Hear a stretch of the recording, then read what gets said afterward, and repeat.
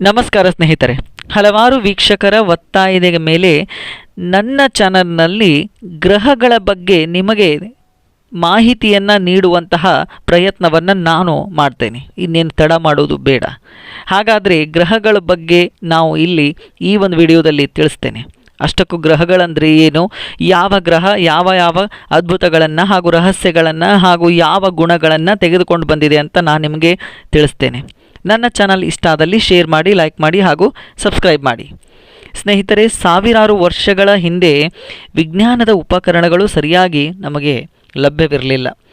ಆ ಒಂದು ಸಮಯದಲ್ಲಿ ಗ್ರಹ, ನಕ್ಷತ್ರ ಹಾಗೂ ಜ್ಞಾನದ ಬಗ್ಗೆ ಭಾರತೀಯರಿಗೆ ಅರಿವು ಕೂಡ ಇತ್ತು. ನಮ್ಮ ಪುರಾಣಗಳಲ್ಲೂ ಹಾಗೂ ವೇದಗಳಲ್ಲೂ ಕೂಡ ಇನ್ನೂ ಅದು ಅಡಗಿದೆ. ಅಷ್ಟಕ್ಕೂ ಈ ಖಗೋಳ ಅಧ್ಯಯನ ಅಂತ ಅಂದರೆ ಏನು ಅಂತ ನಾವು ನೋಡೋದಾದರೆ ನಾವೆಲ್ಲ ತಿಳಿಬಹುದು.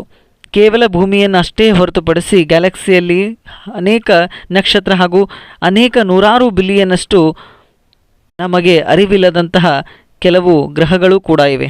ಅದರಲ್ಲಿ ಅಷ್ಟೇ ಅದ್ಭುತಗಳು ಕೂಡ ಒಳಗೊಂಡಿದೆ. ಅಲ್ಲದೆ ಭೂಮಿಗೆ ಪರ್ಯಾಯವಾಗಿ ವಾಸಯೋಗ್ಯವಾದ ಇನ್ನೊಂದು ನೆಲೆ ಪತ್ತೆ ಹಚ್ಚುವುದು ವಿಜ್ಞಾನಿ ಹಾಗೂ ಮಾನವನ ಒಂದು ಹುಡುಕಾಟಕ್ಕೆ ಅದು ಸವಾಲಾಗೇ ಇದೆ. ಅದೇ ರೀತಿ ಆಸಕ್ತಿದಾಯಕ ಕೂಡ ಹೌದು. ಈ ಎಲ್ಲ ಕಾರಣಗಳಿಂದ ಬಾಹ್ಯಾಕಾಶದ ಅಧ್ಯಯನ ಇನ್ನೂ ನಿರಂತರವಾಗಿ ನಡೆಯುತ್ತಾನೇ ಬರುತ್ತೆ. ಅಷ್ಟಕ್ಕೂ ಗ್ರಹಗಳು ಅಂತ ಅಂದರೆ ಏನು ಅಂತ ನಾವು ನೋಡೋದಾದರೆ, ಸೂರ್ಯನ ಗುರುತ್ವಾಕರ್ಷಣೆಯ ಒಳಪಟ್ಟು ಗ್ರಹಗಳು ಸೂರ್ಯನ ಸುತ್ತಲೂ ಅಂಡಾಕಾರದ ಅಥವಾ ಪಥದ ಗಡಿಯಾರದ ದಿಕ್ಕಿಗೆ ವಿರುದ್ಧವಾಗಿ ಅಥವಾ ದಿಕ್ಕಿಗೆ ಸಮವಾಗಿ ಚಲಿಸ್ತವೆ. ನಿಮಗೆ ಗೊತ್ತಿರುವ ಹಾಗೆ 8 ಗ್ರಹಗಳು ನಾವು ಕಾಣ್ತೇವೆ. ಬುಧ ಗ್ರಹ, ಶುಕ್ರ ಗ್ರಹ, ಭೂಮಿ, ಮಂಗಳ ಗ್ರಹ, ಗುರುಗ್ರಹ, ಶನಿಗ್ರಹ, ಯುರೇನಸ್ ಗ್ರಹ ಮತ್ತು ನೆಪ್ಚೂನ್ ಗ್ರಹ. ಈ ಎಲ್ಲ ಗ್ರಹಗಳನ್ನು ನಾವು ಕಾಣ್ತೇವೆ. ಆದರೆ ಈ ಎಲ್ಲ ಗ್ರಹಗಳು ಮಾಡುವಂತಹ ಕ್ರಿಯೆ ಏನು ಅಥವಾ ಆ ಗ್ರಹದಲ್ಲಿರುವಂತಹ ವಿಶೇಷವೇನು ಅಂತ ನಾವು ಖಂಡಿತವಾಗಲೂ ನೋಡಲೇಬೇಕು. ಮೊದಲಿಗೆ ಬುಧ ಗ್ರಹ. ಇದು ಬರಿಗಣ್ಣಿಗೆ ನೋಡಬಹುದಾದ ಅತಿ ಪುಟ್ಟ ಗ್ರಹ, ಸೂರ್ಯನ ಸಮೀಪವಿರುವಂತಹ ಗ್ರಹ. ಇದರ ಗಾತ್ರ ಭೂಮಿಯ ಅರ್ಧದಷ್ಟು. ಸೂರ್ಯನ ಸಮೀಪವಿದ್ದ ಗ್ರಹ ಕೂಡ ಸೂರ್ಯನ ಪ್ರಖರತೆಗೆ ಬುಧ ನಮಗೆ ಕಾಣೋದಿಲ್ಲ. ನಸುಕಿಗೆ ಹಾಗೂ ಬರಿಗಣ್ಣಿಗೆ ನೋಡಬಹುದಾದಂತಹ ಗ್ರಹವಾಗಿದ್ದರೂ ಕೂಡ ಕಾಣದಿರುವ ಗ್ರಹವಾಗಿ ಇದೆ. ಬುಧಕ್ಕೆ ಯಾವುದೇ ನೈಸರ್ಗಿಕ ಉಪಗ್ರಹಗಳು ಕೂಡ ಇಲ್ಲ ಹಾಗೂ ವಾಯುಮಂಡಲವೂ ಕೂಡ ಇಲ್ಲ. ಬುಧ ಗ್ರಹದ ತಾಪಮಾನ 180 ರಿಂದ 430 ಸೆಲ್ಸಿಯಸ್ ಅಷ್ಟು ಇರುತ್ತೆ. ಇನ್ನು ಈ ಒಂದು ಗ್ರಹಕ್ಕೆ ಇಂಗ್ಲಿಷ್ನಲ್ಲಿ ಮರ್ಕ್ಯೂರಿ ಅಂತ ಕರೀತಾರೆ. ಇದು ರೋಮ್ನ ಜನಾಂಗದವರು ಇಟ್ಟಂತಹ ಹೆಸರಾಗಿದೆ. ಈ ಗ್ರಹಕ್ಕೆ ನಮ್ಮ ಭಾರತೀಯ ಸನಾತನದವರು ಚಂದ್ರ ಮಗನಾದ ಬುಧನ ಹೆಸರನ್ನು ಈ ಒಂದು ಗ್ರಹಕ್ಕೆ ಇಟ್ಟಿರ್ತಾರೆ. ಸೂರ್ಯನಿಗೆ 5,08,00,000 ಕಿಲೋಮೀಟರ್ನಷ್ಟು ದೂರ ಈ ಬುಧ ಗ್ರಹ ಇದೆ. ಇನ್ನು ಬುಧ ಗ್ರಹದ ಒಂದು ದಿನದ ಸುತ್ತು ಭೂಮಿ ಮೇಲೆ 59 ದಿನಗಳು ಆಗುತ್ತೆ. ಹಾಗೂ ಮಾನವನ ವಾಸಕ್ಕೆ ಇದು ಯಾವುದೇ ರೀತಿಯ ಯೋಗ್ಯವಲ್ಲದ ಗ್ರಹವಾಗಿ ಇದೆ. ಇನ್ನು ಎರಡನೇ ಗ್ರಹ ಶುಕ್ರ ಗ್ರಹ. ಇದು ಸೂರ್ಯನಿಗೆ ಸಮೀಪದಲ್ಲಿರುವಂತಹ ಎರಡನೇ ಗ್ರಹವಾಗಿದೆ. ಇದನ್ನು ಹಗಲು ನಕ್ಷತ್ರ, ಸಂಜೆ ನಕ್ಷತ್ರ ಅಂತ ಕೂಡ ಕರೀತಾರೆ. ಇನ್ನು ಭೂಮಿಯ ವಿರುದ್ಧ ದಿಕ್ಕಿನಲ್ಲಿ ಈ ಒಂದು ಶುಕ್ರ ಗ್ರಹ ಸುತ್ತುತ್ತೆ. ಹಾಗೂ ಈ ಗ್ರಹದಲ್ಲಿ ಜೀವಿಗಳು ಕೂಡ ಇಲ್ಲ.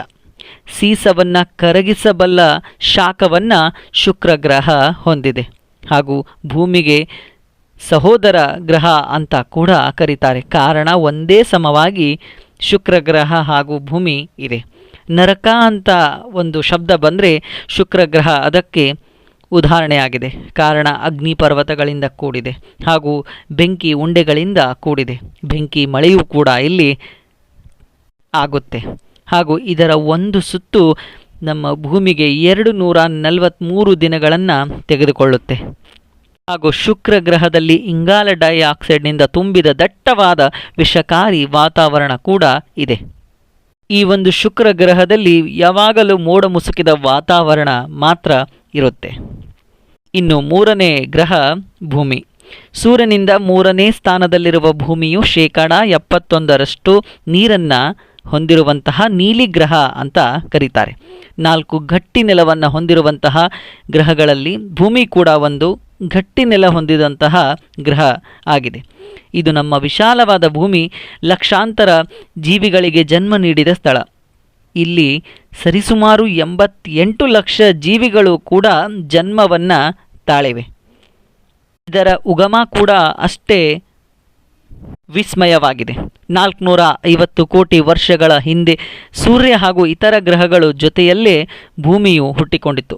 ಆಗ ಭೂಮಿ ಮೇಲ್ಮೈ ವಾತಾವರಣ ವಾಸ ಯೋಗ್ಯವಾಗಿರಲಿಲ್ಲ. ತಾಪಮಾನವು 1200 ಡಿಗ್ರಿ ಸೆಲ್ಸಿಯಸ್ಟು ಇತ್ತು. ಸದಾ ಜ್ವಾಲಾಮುಖಿ ಸ್ಫೋಟಗಳಾಗ್ತಾ ಇದ್ವು.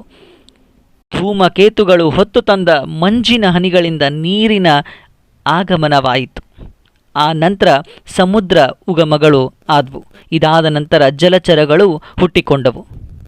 ಇನ್ನು 50 ಕೋಟಿ ವರ್ಷಗಳ ಹಿಂದೆ ವಾತಾವರಣದಲ್ಲಿರುವ ಆಮ್ಲಜನಕ ಸೂರ್ಯನಿಂದ ಬರುತ್ತಿದ್ದ ನೆರಳಾತೀತ ಕಿರಣಗಳ ಜೊತೆಗೆ ಸಂಯೋಜನೆಗೊಂಡು ಓಝೋನ್ ಪದರ ಕೂಡ ನಿರ್ಮಾಣ ಆಯಿತು. ಇನ್ನು ಮುಂದಿನ ಗ್ರಹ ಮಂಗಳ ಗ್ರಹ. ಸೌರಮಂಡಲದ ಅತಿ ಚಿಕ್ಕ ಗ್ರಹ ಈ ಮಂಗಳ ಗ್ರಹ. ಮಾರ್ಸ್ ಅಂತ ನಾವು ಆಂಗ್ಲ ಭಾಷೆಯಲ್ಲಿ ಕರಿತೇವೆ. ಮಾರ್ಸ್ ಅನ್ನುವುದು ರೋಮನರ ಯುದ್ಧದ ದೇವತೆಯ ಹೆಸರನ್ನು ಸೂಚಿಸುತ್ತೆ. ಇದನ್ನು ಕೆಂಪು ಗ್ರಹ ಅಂತ ಕೂಡ ಕರೀತಾರೆ. ಇಲ್ಲಿನ ತಾಪಮಾನವು 153 ಡಿಗ್ರಿ ಸೆಲ್ಸಿಯಸ್ನಿಂದ ಗರಿಷ್ಠ 35 ಡಿಗ್ರಿ ಸೆಲ್ಸಿಯಸ್ ಇರುತ್ತೆ. ಪ್ರಸ್ತುತ ಭೂಮಿಯಲ್ಲೇ ಮಂಗಳನಿಂದ ಅತ್ಯಧಿಕ ಬಿಸಿ ಆಗಿರುತ್ತೆ. ಇದರ ಮೇಲ್ಮೈಯಲ್ಲಿ ಕಬ್ಬಿಣದ ಆಕ್ಸೈಡ್ ಹಾಗೂ ಯಥೇಚ್ಛವಾಗಿ ಇಲ್ಲಿ ನಾವು ಕಾಣಬಹುದಾಗಿದೆ. ಮಂಗಳನ ದೈನಂದಿನ ಚಲನೆ ಋತುಮಾನ ಭೂಮಿಯನ್ನು ಹೋಲುತ್ತೆ. ಅಂದರೆ ಭೂಮಿಯಂತೆ ಚಳಿಗಾಲ ಬೇಸಿಗೆಗಾಲ ಅನ್ನು ಹೊಂದಿರುವಂತಹ ಗ್ರಹ ಇದಾಗಿದೆ. ಹಾಗೂ ಮಾನವ ವಾಸ ಮಾಡುವುದಕ್ಕೆ ಯೋಗ್ಯ ಆಗಿರುವಂತಹ ಗ್ರಹ ಕೂಡ ಮಂಗಳ ಗ್ರಹ ಅಂತ ಹೇಳ್ತಾರೆ. ಮಂಗಳನು ಭೂಮಿಯ ಪಕ್ಕದಲ್ಲೇ ಇದ್ದರೂ ಕೂಡ ಸೂರ್ಯನ ಬಿಸಿಲು ಭೂಮಿಗೆ ಬರಲು 8 ನಿಮಿಷ ತೆಗೆದುಕೊಂಡ್ರೆ ಮಂಗಳನ ಗ್ರಹಕ್ಕೆ ಬಿಸಿಲು ತಲುಪೋದಕ್ಕೆ 12 ನಿಮಿಷ ತೆಗೆದುಕೊಳ್ಳುತ್ತೆ. ನಾವು ಹಿಮಾಲಯ ಪರ್ವತವನ್ನು ಅತ್ಯಂತ ಎತ್ತರ ಶಿಖರಗಳಿಂದ ಕೂಡಿದೆ ಅಂತ ಕೇಳಿದ್ದೇವೆ. ಆದರೆ ಮಂಗಳನು ಹಿಮಾಲಯ ಪರ್ವತಕ್ಕಿಂತ ಎತ್ತರವಿರುವ ಒಲಿಂಪಸ್ ಮೂನ್ಸ್ಗಳನ್ನು ಹೊಂದಿರುವಂತಹ ಪರ್ವತಗಳನ್ನು ಮಂಗಳ ಗ್ರಹದಲ್ಲಿ ನಾವು ಕಾಣಬಹುದಾಗಿದೆ. ಈಗಾಗಲೇ ಮಂಗಳ ಗ್ರಹಕ್ಕೆ ಭವಿಷ್ಯದ ಭೂಮಿ ಅಂತ ಕೂಡ ಹೇಳಲಾಗುತ್ತೆ. ಇನ್ನು ಮುಂದಿನ ಗ್ರಹ ಗುರುಗ್ರಹ ಜುಪಿಟರ್. ಈ ಗ್ರಹಕ್ಕೆ ಜೂಮಿಯನ್ ಗ್ರಹ ಅಂತ ಕೂಡ ಕರೀತಾರೆ. ಸೌರಮಂಡಲದ ಅತಿ ದೊಡ್ಡ ಗ್ರಹ. ರೋಮನ್ನರು ಜುಪಿಟರ್ನ ದೇವತೆಯ ಹೆಸರನ್ನು ಈ ಒಂದು ಗ್ರಹಕ್ಕೆ ಇಟ್ಟಿದ್ದಾರೆ. ನಮ್ಮ ವೇದಗಳ ಕಾಲದಲ್ಲಿ ಬೃಹಸ್ಪತಿ ಗುರು ಅಂತ ಕೂಡ ಇದಕ್ಕೆ ಕರೀತಾ ಇದ್ರು. ಸಣ್ಣ ಶಿಲೆಗಳಿಂದ ರಚಿತವಾಗಿರುವ ಗುರುಗ್ರಹ ಲೋಹದ ರೂಪ ಹೊಂದಿದೆ. ಹಾಗೂ ಗ್ಯಾಸ್ ಬಾಲ್ಗಳು ಹಾಗೂ ಹೈಡ್ರೋಜನ್, ಮಿಥೇನ್ ಹಾಗೂ ಗುಡುಗು ಮಿಂಚುಗಳು ಈ ಒಂದು ಗ್ರಹದಲ್ಲಿ ನಾವು ಕಾಣಬಹುದಾಗಿದೆ. ಯಾವುದಾದರೂ ಗ್ರಹದ ಪಕ್ಕದಲ್ಲಿ ಬಂಡೆಗಳು ಹಾಗೂ ದೊಡ್ಡ ದೊಡ್ಡ ಕಲ್ಲುಗಳು ಹೋದರೆ ಅದನ್ನು ಸೆಳೆದುಕೊಳ್ಳುವಂತಹ ಶಕ್ತಿ ಈ ಒಂದು ಗ್ರಹಕ್ಕೆ ಇದೆ. ಭೂಮಿಗೆ ಚಂದ್ರ ಉಪಗ್ರಹವಾದರೆ ಗುರುಗ್ರಹಕ್ಕೆ 95 ಉಪಗ್ರಹಗಳು ಕೂಡ ಇವೆ. ಈ ಗ್ರಹ ಉಲ್ಕೆಗಳು ಹಾಗೂ ಆಕಾಶಕಾಯಗಳನ್ನೇ ಹೆಚ್ಚು ನುಂಗಿದೆ. ಗುರುವಿನ ಈ ಗುಣ ಭೂಮಿ ಮತ್ತು ಮಂಗಳ ಗ್ರಹಗಳಿಗೆ ಇತರ ಆಕಾಶಕಾಯಗಳು ಅಪ್ಪಳಿಸದಂತೆ ತಡೆಯುವ ಶಕ್ತಿ ಈ ಒಂದು ಗುರುಗ್ರಹಕ್ಕೆ ಇದೆ. ಅಂದರೆ ನಮ್ಮ ಭೂಮಿಗೆ ಯಾವುದೇ ಆಕಾಶಕಾಯ ಹಾಗೂ ಉಲ್ಕೆಗಳು ಇಲ್ಲಿ ಬಂದು ಬೀಳೋದಿಲ್ಲ. ಅದನ್ನು ಸೆಳೆದುಕೊಳ್ಳುವಂತಹ ಶಕ್ತಿ ಈ ಒಂದು ಗುರುಗ್ರಹ ಅಂದರೆ ಜುಪಿಟರ್ ಮಾಡುತ್ತೆ. ನಂತರ ಇರುವಂತಹ ಗ್ರಹ ಶನಿಗ್ರಹ. ಬರಿಗಣ್ಣಿಗೆ ಕಾಣುವ 5 ಗ್ರಹಗಳಲ್ಲಿ ಶನಿಯು ಕೂಡ ಅನಿಲರೂಪಿಯಾದಂತಹ ಗ್ರಹವಾಗಿದೆ. ಸೌರಮಂಡಲದಲ್ಲಿ 2ನೇ ಅತಿ ದೊಡ್ಡ ಗ್ರಹ ಅಂತ ಕೂಡ ಕರೀತಾರೆ. ಬೃಹತ್ ಉಂಗುರ ವ್ಯವಸ್ಥೆಯನ್ನು ಹೊಂದಿರುವಂತಹ ಶನಿಯು ಇತರ ಉಪಗ್ರಹಗಳಿಗಿಂತ ಅಂದವಾಗಿ ಹಾಗೂ ವಿಭಿನ್ನವಾಗಿ ಕಾಣ್ತಾನೆ. ಹಾಗೂ ಈ ಉಂಗುರ ಮಂಜಿನ ಪುಡಿ, ಧೂಳು ಹಾಗೂ ಕಲ್ಲಿನ ಚೂರುಗಳಿಂದ ಕೂಡಿದೆ. ಹಾಗೂ ಶನಿಯು ಭೂಮಿಯಂತೆಯೇ ಧ್ರುವದಲ್ಲಿ ಸ್ವಲ್ಪ ಚಪ್ಪಟೆಯಾಗಿದ್ದು ಸಮಭಾಜಕದಲ್ಲಿ ಉಬ್ಬಿಕೊಂಡಂತೆ ಕಾಣುತ್ತೆ. ಸೌರಮಂಡಲದಲ್ಲಿ ನೀರಿಗಿಂತ ಕಡಿಮೆ ಸಾಂದ್ರತೆಯುಳ್ಳ ಏಕೈಕ ಗ್ರಹ ಶನಿ ಗ್ರಹ. ಗೆಲಿಲಿಯೋ ಮೊದಲನೇ ಬಾರಿಗೆ ತನ್ನ ದೂರದರ್ಶನದ ಸಹಾಯದಿಂದ ಶನಿ ಮೇಲಿರುವ ಉಂಗುರಗಳನ್ನು ಪತ್ತೆ ಹಚ್ತಾರೆ. ಆದರೆ ಇದನ್ನು ಉಂಗುರಗಳೆಂದು ಅವರಿಗೆ ಗುರುತು ಹಿಡಿಯಲಾಗಲಿಲ್ಲ. ಶನಿಗ್ರಹವು ಒಂದೇ ಗ್ರಹವಾಗಿರದೆ 3 ಗ್ರಹಗಳಿಂದ ರೂಪುಗೊಂಡಿದೆ ಅಂತ ಗೆಲಿಲಿಯೋ ತಿಳಿದುಕೊಳ್ತಾರೆ. ನಂತರ ನಡೆದ ಬಾಹ್ಯಾಕಾಶ ಸಂಶೋಧನೆಗಳಿಂದ ಶನಿಯ ಉಂಗುರದ ಚಿತ್ರಣವು ಲಭ್ಯವಾಯಿತು. ಇನ್ನು ಮುಂದಿನ ಗ್ರಹ ಯುರೇನಸ್. ಪ್ರಾಚೀನ ಕಾಲದಲ್ಲಿ ಅಪರಿಚಿತವಾಗಿರುವಂತಹ, ಆಧುನಿಕ ಕಾಲದಲ್ಲಿ ಕಂಡುಹಿಡಿಯಲಾಗದ ಮೊದಲ ಗ್ರಹ ಯುರೇನಸ್ ಎಂದು ಗ್ರೀಕ್ ದೇವತೆಗಳ ಹೆಸರನ್ನು ಈ ಒಂದು ಗ್ರಹಕ್ಕೆ ಇಡ್ತಾರೆ. ಈವರೆಗೆ 27 ಗ್ರಹಗಳನ್ನು ಪತ್ತೆ ಹಚ್ಚಲಾಗಿದೆ. ಯುರೇನಸ್ ಮುಖ್ಯವಾಗಿ ಅನಿಲ ಹಾಗೂ ವಿವಿಧ ಹಿಮಗಳಿಂದ ಕೂಡಿದ್ದು ಅತ್ಯಂತ ಕಡಿಮೆ ತಾಪಮಾನವನ್ನು ಈ ಒಂದು ಗ್ರಹ ಹೊಂದಿದೆ. ಗ್ರಹವು ಸೂರ್ಯನ ಸುತ್ತಲೂ ಭೂಮಿಯ 84 ವರ್ಷ ತೆಗೆದುಕೊಂಡರೆ ತನ್ನ ಸುತ್ತಲೂ 17 ಗಂಟೆ 14 ನಿಮಿಷ ತೆಗೆದುಕೊಳ್ಳುತ್ತೆ. ಆತ್ಮೀಯರೇ, ಈ ಒಂದು ಯುರೇನಸ್ ಗ್ರಹದ ಒಂದು ಏನು ವಿಸ್ಮಯ ಏನು ಅಂತ ಅಂದರೆ, ನಮ್ಮ ಹತ್ರ ಆಣೆಕಲ್ ಮಳೆಗಳಂತ ಆಗುತ್ತೆ. ಅಂದರೆ ಆಣೆಕಲ್ಗಳು ಮೇಲಿಂದ ಐಸ್ ರೂಪದಲ್ಲಿ ಹೇಗೆ ಬೀಳುತ್ತೆ, ಈ ಒಂದು ಗ್ರಹದಲ್ಲಿ ವಜ್ರಗಳು ಬೀಳ್ತವೆ. ಅಂದರೆ ಈ ಒಂದು ಯುರೇನಸ್ ಗ್ರಹದಲ್ಲಿ ವಜ್ರಗಳು ಮೇಲಿನಿಂದ ಬೀಳ್ತವೆ. ಅಂದರೆ ಆ ರೀತಿ ಮಳೆಯು ಈ ಒಂದು ಗ್ರಹದಲ್ಲಿ ಆಗುತ್ತೆ. ಇನ್ನು ಗ್ರಹಗಳಲ್ಲಿ ಕೊನೆಯ ಗ್ರಹ ನೆಪ್ಚೂನ್ ಗ್ರಹ. ಸೂರ್ಯನಿಂದ ಅತೀ ಹೆಚ್ಚು ದೂರದಲ್ಲಿರುವಂತಹ ಸೌರಮಂಡಲದ 8ನೇ ಗ್ರಹ ಅಂತ ಕರೀತಾರೆ. ಸೂರ್ಯನಿಂದ ಅತ್ಯಂತ ದೂರದಲ್ಲಿರುವುದರಿಂದ ಸೂರ್ಯನ ಸುತ್ತ ಬರಲು 165 ವರ್ಷಗಳು ತೆಗೆದುಕೊಳ್ಳುತ್ತೆ. ತನ್ನ ಅಕ್ಷದ ಸುತ್ತಲೂ 16 ಗಂಟೆಗಳನ್ನು ತೆಗೆದುಕೊಳ್ಳುತ್ತೆ. ನೆಪ್ಚೂನ್ ಅಂದರೆ ರೋಮನ್ನರ ಸಾಗರದ ದೇವತೆಯ ಹೆಸರನ್ನು ಈ ಒಂದು ನೆಪ್ಚೂನ್ ಒಂದು ಗ್ರಹಕ್ಕೆ ಇಡಲಾಗಿದೆ. ನೇರ ವೀಕ್ಷಣೆ ಇಲ್ಲದೆ ಗಣಿತದ ಲೆಕ್ಕಾಚಾರಗಳಿಂದ ಕಂಡುಹಿಡಿಯಲಾದ ಮೊದಲ ಗ್ರಹ 1612ರಲ್ಲಿ ಗೆಲಿಲಿಯೋ ನೆಪ್ಚೂನ್ ಗ್ರಹವನ್ನು ಒಂದು ನಕ್ಷತ್ರವೆಂದು ತಿಳಿದಿದ್ರು. ನಂತರ 1845ರಲ್ಲಿ ಆಡಮ್ಸ್ ಹಾಗೂ ಅರ್ಬನ್ ಲೇ ವಾರಿಯರ್ ನಡೆಸಿದ ಅಧ್ಯಯನದ ಪ್ರಕಾರ ನೆಪ್ಚೂನ್ ಒಂದು ಗ್ರಹವೆಂದ ಪರಿಗಣಿಸಲಾಯಿತು. ನೆಪ್ಚೂನ್ ಗ್ರಹವು ಮಂದವಾದ ಉಂಗುರ ವ್ಯವಸ್ಥೆಯನ್ನು ಹೊಂದಿದ್ದು, ಈ ಒಂದು ಉಂಗುರದ ರಚನೆ ವಿವರಗಳು ಇನ್ನೂ ತಿಳಿದು ಬಂದಿಲ್ಲ ಯಾರಿಗೂ. ಆತ್ಮೀಯರೇ, ಹೀಗೆ ನಮ್ಮ ಸೌರಮಂಡಲದಲ್ಲಿರುವಂತಹ 8 ಗ್ರಹಗಳು ಅದರದೇ ಆದಂತಹ ವೈಶಿಷ್ಟ್ಯಗಳನ್ನು ಹೊಂದಿವೆ.